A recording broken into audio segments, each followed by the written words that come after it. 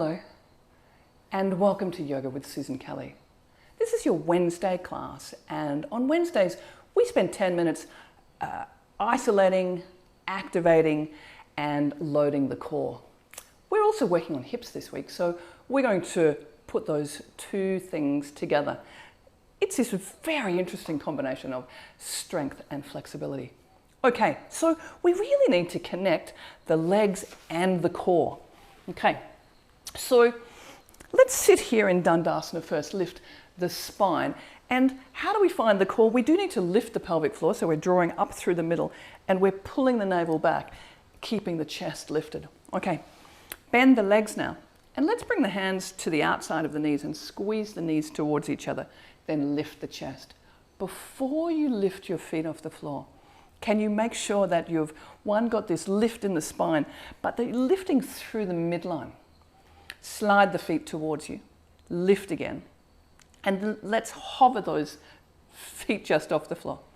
Lift the chest. You're squeezing with your hands, but begin to work a little more with the legs and begin to work a little less with the hands, so the core will need to work a little more.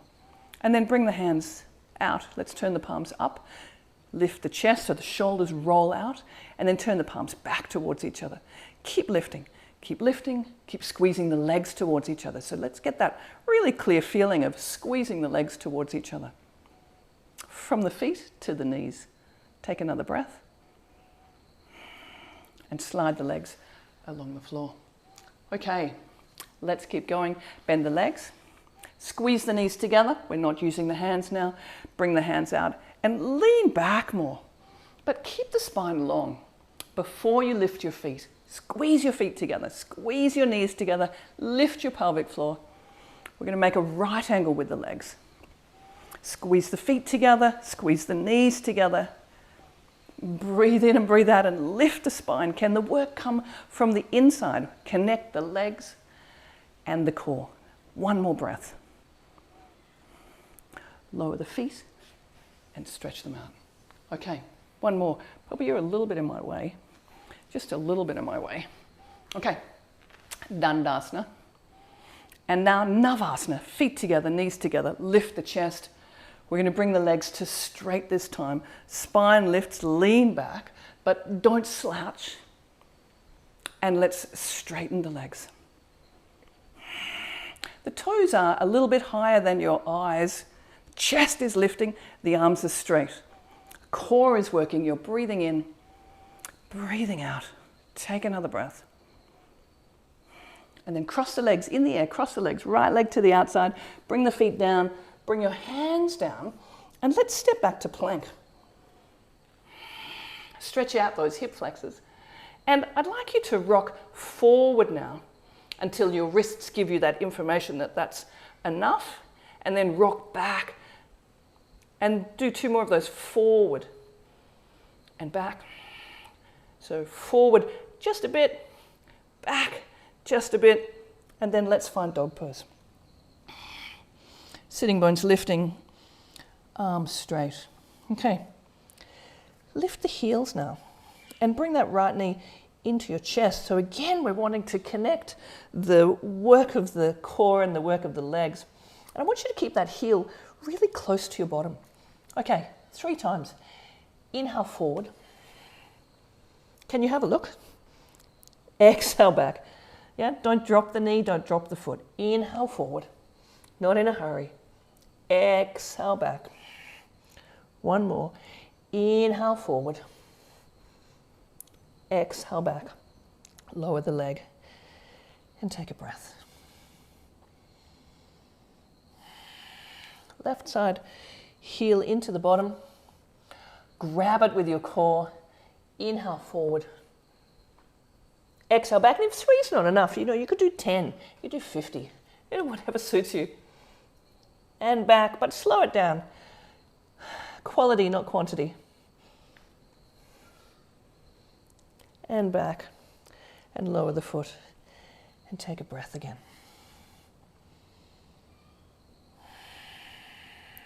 Okay, bring your knees down. Sit back on your heels and roll the wrists around. I very commonly get comments from my students saying that their wrists get sore.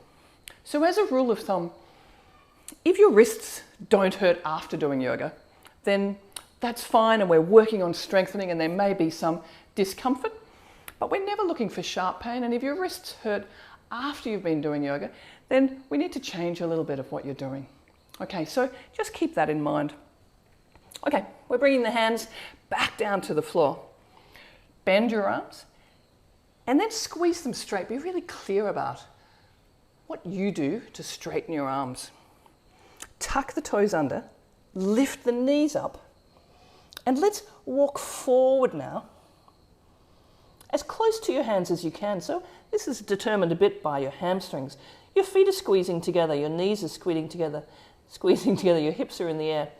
Pull your front body up, push your hands down, and let's pick that right foot up and bring the heel to the bottom, looking forward between the hands. And stay here. Breathing in and breathing out. Push the floor away. Lower the right foot. Lift the left. Push the floor away. Lift your navel. Drop your tailbone. Push the floor away. And then lower the foot. And squat all the way down. Let's roll those, and sit all the way down. Roll those wrists around. Okay, so we're going to do an arm balance now. Now, you can lift one foot off the floor at a time. Eventually, we're looking to have 2 feet off the floor, but really need to find that progressive step that's right for you now. Yeah? Okay, so hands are on the floor, they're shoulder width apart. Poppy doesn't seem to mind that I'm pushing her around a bit. And I want you to bring your knees up near your armpits. Yeah, so this flexion in the hips here has an effect with how you can do this. Squeeze your elbows towards each other and lean forward now. So this is the first place. Look forward, push your hands down and lift your right foot off the floor. Take a breath there. Lower the right foot and pick the left foot up. Take a breath there. Lower the left foot and sit back down. Check in on your wrists. Okay, so let's be clear. When we're doing this, we want to go forward into the balance. It's a bit like chaturanga. If we look down, the head will go down. We must go forward. Okay, hands are down. Come close. Bend your elbows. And so here, if you're looking down between your hands, your head will go down. You need to look forward. The chest lifts, and to bring the feet off the floor, both feet at the same time, we need to go forward. We're going slowly. We're going forward and lift. Feet come up, looking forward, balancing here, breathing in, breathing out. Pull your navel up. Keep looking forward. If you come down, come up again, take another breath, and then lower the feet. Roll those wrists around. Practice, practice, practice. So let's do that again. We're looking for a smooth transition. And if you're not ready to bring 2 feet off the floor, that's fine. Work on 1 foot at a time. Okay. Lift the hips. Squeeze the elbows towards each other. Look forward. If you can, it's both feet together. Lifting up. Breathing in. The hips stay high. Using your fingertips as brakes. Draw the navel up. Breathing in. And breathing out, lower down. Okay, roll those wrists around. Bring your hands down, step back to plank. And dog pose. This is the resting pose. Squeezing your arms straight, squeezing your legs straight. Breathing in. And breathing out. Take another breath.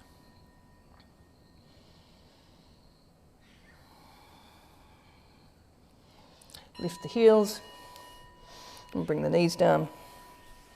Sit back on your heels.